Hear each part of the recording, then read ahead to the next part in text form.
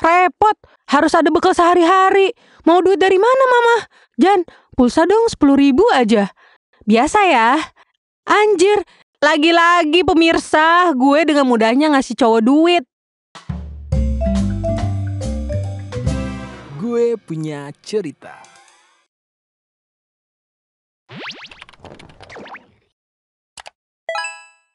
Peringatan, animasi ini dibuat dengan tujuan sharing pengalaman pribadi sang pengirim cerita. Dimohon untuk menghargai cerita tanpa menyudutkan beberapa pihak. Selamat menonton. Hari ini, gue mau sharing pengalaman 5 tahun hubungan yang bikin capek banget. Hai, kenalin, gue Jani. Gue akan mulai cerita ini dari latar belakang keluarga gue dan masa lalu di saat gue masih kecil. Jadi, dulu tuh gue dikasih banyak tekanan sama mama. Dari TK, gue harus selalu berprestasi. Gak boleh tuh, gue jadi peringkat kedua, ketiga, keempat. Apalagi juara kedua di hatimu, jah. Kalau gue gak peringkat pertama nih, pasti ada aja kekerasan fisik yang gue dapet. Dipukul pakai pengki lah, dicubit lah, digebuk lah. Kalau bahasa anak zaman sekarang namanya parenting VOC. Kadang badan gue sampai biru-biru tuh, gara-gara kena gebuk sama mama gue. Nah, karena semua itu, mental gue jadi terganggu. Jadi sering emosian, suka bohong, dan yang paling parah, jadi haus perhatian. Karena dari dulu emang gue merasa gak diperhatiin sama mama. Kalau ditanya ayah kemana, ayah ada. Cuman ayah gue nih aneh banget. Masa dia gak bisa apa-apa kalau gue digituin? Pasrah aja gitu. Pas masuk SMP nih, teman-teman gue mulai banyak yang pacaran. Terus karena lihat teman gue pada pacaran, FOMO lah gue. Pengen punya pacar juga. Soalnya yang gue tahu, kalau pacaran tuh pulang sekolah dianterin. Terus tiap hari bisa SMS-an dan diperhatiin juga. Ya gue sebagai manusia yang haus akan perhatian, jadi makin tertarik lah tuh buat punya pacar. Nah, kebetulan nih, ada cowok yang gue suka nih, namanya Zul. Si Zulnya juga respon dong, deketin gue gitu. Tapi gue sempat agak minder sih, karena fisik gue biasa aja, gak cantik-cantik amat. Udah gitu, waktu itu gue masih buluk banget lagi. Tapi ya udah deh, gas dulu aja ya kan. Lama-lama kita makin deket nih, suka SMS-an gitu. Tapi kalau di sekolah ya kita jaim-jaiman gitu deh. Nah, suatu waktu dia SMS gue gitu. Jan, bisa tolong talangin aku pulsa 5.000 aja nggak? Buat SMS-an sama kamu. Aku nggak mau sampai hilang kabar dari kamu sehari pun. Ya, dengan embel-embel nggak mau kehilangan kabar kamu sehari pun, gue jadi luluh lah. Apalagi gue orangnya emang haus perhatian kan. Ya udah, akhirnya gue isiin lah pulsa dia. Gue bilang nggak usah diganti, nggak apa-apa. Dia awalnya emang nolak gitu sih. Cuma ya akhirnya diterima juga. Anjay, malah keterusan. Lama-lama malah makin kurang ajar lagi mintanya. Kayak cuman, Jan, pulsa dong 10.000 aja. Biasa ya. Anjir, tapi kenapa dulu gue malah galau pas dia ngomong gitu ya? Padahal gue yang dirugiin. Setelah itu, selama 2 minggu, si Jul ini gak ada kabar. Dan gue dengan bodohnya malah SMS dia duluan. Nanya dia masih marah sama gue apa enggak. Sampai minta maaf segala lagi. Sampai suatu hari ada temen gue tuh main ke rumah. Ngobrol lah kita. Dan dari situ gue dapet fakta yang gong banget. Temen gue bilang, Jan, maaf ya, baru ngomong sekarang. Sebenarnya si Jul deketin kamu cuma karena taruhan sama si Adi 50.000. Kalau sampai kamu bisa dimanfaatin si Jul, Adi bakal ngasih 50.000 ke Jul. Jeder! Gue nangis sejadi-jadinya. Dari situ gue kapok lah soal urusan laki-laki. Jomblo lah gue sampai kerja. Sempet sih ada juga yang deketin, tapi mereka juga sama aja, manfaatin gue doang bisanya. Lulus SMK, gue tadinya pengen kuliah. Udah gitu dapet univ yang lumayan karena keterima jalur undangan. Tapi pas gue bilang ke mama, kata mama malah gini, repot, harus ada bekal sehari-hari. Mau duit dari mana mama? Terus cewek tuh percuma kuliah, ujung-ujungnya di dapur juga jadi ibu rumah tangga. Gue langsung dong deh di situ. Padahal awalnya gue udah semangat banget pengen kuliah. Padahal dulu dia juga yang nyuruh gue jangan pernah ada di peringkat bawah dan selalu jadi yang terbaik. Tapi giliran mau kuliah, malah dia sendiri yang matahin semangat gue. Singkat cerita, karena gak mau diem aja, gue nyari kerjaan lah tuh. Dan alhamdulillah keterima di tempat toko baju gitu di salah satu mall. Dan kenal lah satu temen. Dulu tuh kan sempat pakai BBM ya. Terus kayak ada promote atau broadcasting gitu kan. Atau apalah itu namanya. Ada yang invite gue tuh. Cowok namanya Aal. Nah si Aal ini temen SMP-nya temen gue. Dia ngeping tuh. Terus gue bales. Dan mulailah kita kenalan dan jadi sering chatan. Karena chatnya kayak seru gitu. Si Al ini ternyata gak kerja. Dia kuliah di univ negeri. Nah karena gue rasa kita udah lumayan lama chatannya nih, akhirnya gue ajak ketemuan. Setelah ketemu kita makin deket dan jadi lebih sering ketemu juga. Sampai akhirnya kita jadian. Pacaran-pacaran. Sampai suatu ketika dia ngechat gue, "Yang, boleh gak aku pinjem uang dulu 150.000? Aku butuh banget buat berobat nenek." Ya, lagi-lagi pemirsa, gue dengan mudahnya ngasih cowok duit. Dan seperti biasa, gue bilang, "Gak apa-apa, gak usah diganti." Dan si Aalnya nerima dengan bilang, "Makasih banyak kamu udah bantu aku. Gak salah aku kenal kamu." Ih najis. Semenjak itu, Aal ini makin perhatian sama gue. Bawain gue makanan dari rumah. Katanya masakan ibunya buat gue. Neneknya juga kadang nelpon nanyain kabar. Mamahnya juga. Padahal belum pernah ketemu langsung.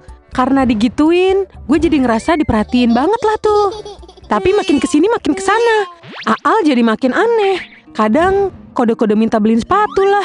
Kadang mama sama neneknya minta duit juga lah buat kebutuhan sehari-hari. Ih, pokoknya banyak deh. Nih berasa gue jadi sandwich generation tapi buat keluarga orang lain. Shibal! Sampai akhirnya gue mikir, kalau gini terus kapan kita punya tabungannya? Nanti kalau mau nikah dan butuh dana darurat gimana? Akhirnya gue ngajak si Aal buat diskusi dan bilang, "Yang, mulai sekarang agak irit ya. Duit aku makin menipis soalnya. Aku juga butuh nabung buat dana darurat. Dan kalau jodoh pengen nikah juga." Setelah itu Aal bilang, "Oh ya udah, nggak apa-apa Yang. Maaf ya ngerepotin. Kalau masalah nikah, insya Allah jodohnya sama aku. Setelah aku lulus kuliah, aku bakal kerja dan ganti semua yang kamu kasih ke keluarga aku dan ke aku. Aku juga pasti bakal kok nafkahin kamu.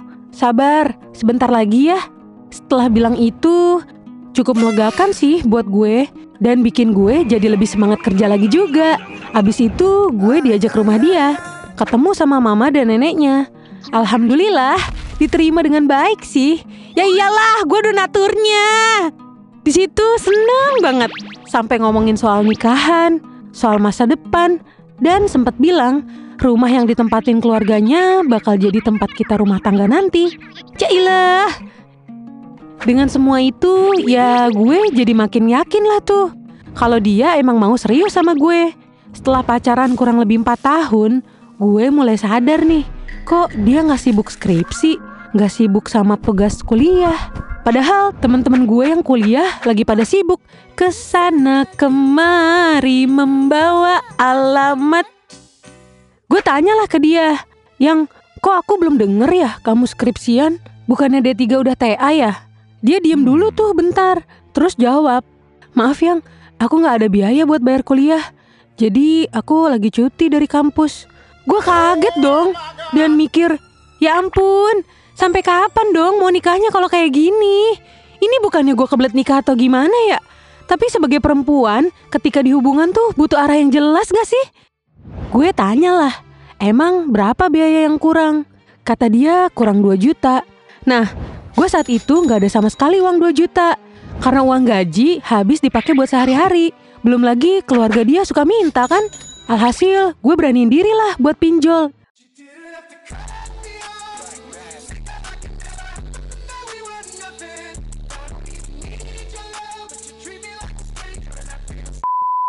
Tolong ya guys ya, kalian jangan kayak gue sampai sebucin ini. Jangan pernah pinjol-pinjol buat kebutuhan yang gak urgent. Apalagi bukan kebutuhan kalian sendiri. Dan di ACC-nya tuh cepet banget guys. Gue kasih lah uangnya ke dia. Dibayarin ke kampusnya apa enggak, gue gak tahu deh tuh. Nah, mulai dari situ gue keterusan pinjol. Sampai pinjem di 12 aplikasi. Gue bingung banget karena tagihan gue makin lama makin gede dan gaji gue sedikit banget. Akhirnya gue ajaklah dia buat ketemuan. Gue cerita ke dia dan dia malah nyalain gue karena katanya dia nggak ngerasa pakai uang itu. Padahal duit itu semuanya banyak kepake buat dia anjir. Beli ini itu, ngasih keluarganya buat biaya hidup, dan lain-lain. Dari situ hati gue hancur, sehancur-hancurnya. Minta tolong ke dia, tapi malah lempar lagi ke gue. Di tahun kelima kita pacaran, dan dia juga masih belum lulus. Gue tanya ke dia, kapan lulusnya? Dan kapan mau kerja? Dia malah jawab, terus setelah kerja kamu mau minjem gaji aku buat bayar pinjol kamu? Ya gue gas lah. Ya iyalah, uang aku habis dipakai kamu sama keluarga kamu ya. Dia malah gak terima dan langsung pulang gitu aja. Gue ditinggal pulang sendiri. Gue stres banget di situ. Bingung, mikirin tagihan yang bunganya makin numpuk. Bahkan sampai puluhan juta. Belum lagi diteror di WA, via telepon dan via chat. Dan karena tagihan gak gue bayar, akhirnya data gue kesebar ke semua kontak WA gue, termasuk mama. Mama gue langsung murka lah di situ, maki-maki gue sampai habis. Udah jatuh, ketimpa Saroni lagi. Ya pokoknya Shiba lah. Gue bener-bener malu dan gak ada orang yang berpihak ke gue sama sekali. Setelah itu, si Aal tiba-tiba WA gue. Jan, maaf, kayaknya aku gak bisa lanjut hubungan ini. Maafin aku. Abis itu gue di-blok dong. Di IG juga di-blok. Gue telepon ke nenek sama mamanya pun sama. Gak ada yang angkat. Di situ gue sampai pingsan saking pusingnya. Terus setelah sadar ada mama dan ayah gue. Ayah gue nangis sejadi-jadinya. Dia minta maaf karena dia telat sadar dan gak bisa bantu gue. Di situ gue juga nangis dan minta maaf sama ayah gue. Gue ceritain semuanya ke ayah. Dan ayah minta alamat rumahnya Aal. Disamperin lah tuh ke rumahnya. Dan pas sampai di rumah, Aal gak ada katanya. Jadi kita cuma ketemu sama keluarganya aja. Dan ayah jelasin ke keluarganya. Terus keluarganya dengan santai bilang, Aal gak mungkin kayak gitu. Terus itu kan pinjamannya atas nama Jani juga. Berarti Jani yang make dong, bukan Aal. Ayah gue di situ marah banget. Sampai mukul meja kaca yang ada di rumah Aal dan pecah. Tapi keluarganya malah marah balik dan panggil keluarga lain buat ngusir gue dan keluarga. Akhirnya karena kalah teritori, kita pilih mundur. Mulai dari situ kelakuan gue mulai aneh. Jadi lebih sering pingsan, sering ngamuk, sering nangis. Bahkan sampai kepikiran pengen pindah ke isekai. Berat gue turun sampai 30 kilo dan trauma tiap ketemu laki-laki termasuk ayah gue. Berbagai cara udah dilakuin sama keluarga gue. Mulai dari ruqyah sampai terapi mental. Keluarga gue saat itu bener-bener diuji. Belum lagi harus nahan malu karena kena cap punya anak yang banyak utang. Tapi dari situ juga mama gue jadi sadar kalau gue begini karena gue haus perhatian, haus kasih sayang. Jadi lambat laun mama mulai membuka diri dan minta maaf juga ke gue. Gue paham sih, dia juga sebenarnya kebingungan cara didik yang baik itu kayak apa. Karena dia mencontoh didikan orang tuanya dulu. Tapi setelah itu dia mulai lebih lembut ke gue dan pelan-pelan gue sembuh. Utang-utang itu pelan-pelan dibayarin sama ayah. Sedikit-sedikit walaupun belum lunas semuanya. Karena gue udah mulai sembuh, gue akhirnya coba buat kerja lagi. Dan alhamdulillah dari kerjaan gue yang terakhir, gue ketemu suami yang nyembuhin trauma gue sampai total dan gak pernah kambuh lagi. Dan sekarang kita udah punya 1 anak. Utang-utang gue juga udah mulai terbayarkan dan sedikit lagi beres. Yang jelas, gue rasa kita harus banyak komunikasi sama orang tua. Dan satu lagi yang pasti, hati-hati dan selektif menjalani hubungan dengan seseorang. Semoga dari cerita ini kalian bisa ambil pelajarannya ya. Semoga di kehidupan kalian selalu baik. Amin. Sampai ketemu di cerita GPC selanjutnya. Bye.